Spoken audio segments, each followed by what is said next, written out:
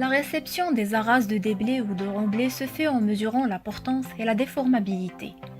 Le contrôle de conformité est effectué notamment par mesure du module de déformation selon le mode opératoire du SCPC des modules EV1 et EV2. Il est effectué à l'aide de plaques et d'engins de chantier sous le châssis duquel puisse être appliqué un vérin de 7 tonnes environ. La réception se fait contradictoirement sur la base de 4 mesures par profil en travers. Pour réaliser l'essai, on a besoin d'un camion à essieu de 13 tonnes chargées qui joue le rôle de massif de réaction. Les points d'appui de ce massif sur le sol doivent se situer à une distance d'environ de 2 mètres du point où se fait la mesure.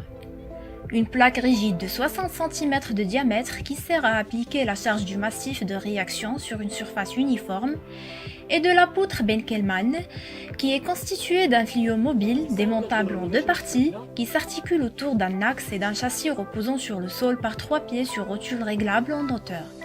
L'horizontalité de la poutre Benkelmann est contrôlée par un niveau à bulles.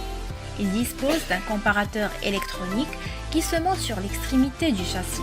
Pour réaliser cet essai, on procède à la mise en place de la plaque en interposant entre elle et entre le sol une fine couche de sable pour garantir l'uniformité de la surface et s'assurer que la charge s'applique sur toute la surface en dessous de la plaque.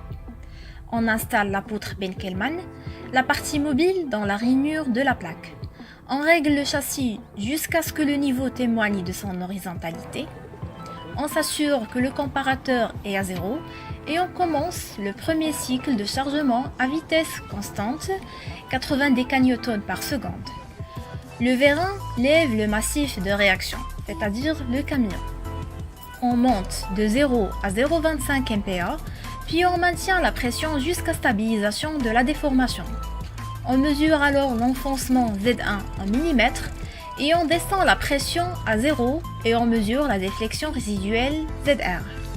On passe au deuxième cycle de chargement, on charge de 0 à 0,2 MPa, puis on attend la stabilisation de la déformation.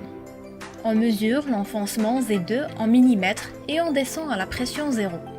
On calcule les modules EV1 et EV2 par les formules suivantes et on calcule le coefficient K par la formule suivante. Le compactage est d'autant meilleur que la valeur de K est proche de 1. Le CPS Travaux exige pour ce chantier un module K inférieur à 2, un module EV2 supérieur à 20 pour les arases en déblai et un module EV2 supérieur à 50 pour les arases en remblai.